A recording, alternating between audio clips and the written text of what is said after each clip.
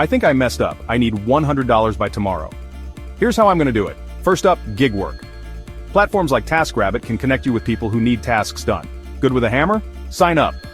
If you're tech savvy, check out Fiverr or Upwork. Offer services like writing, graphic design, or data entry. Love pets? Try pet sitting or dog walking on Rover. You get to hang out with furry friends and make money. Next, declutter. Sell unused items on eBay, Facebook Marketplace, or Craigslist. Electronics, clothes, books, turn that clutter into cash.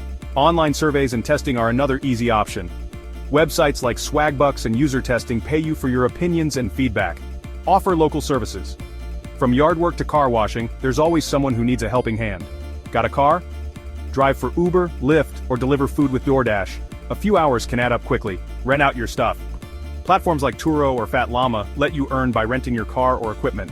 Finally, try flipping items from thrift stores, tutoring online, or starting a blog. Focus on what you're good at and get started now.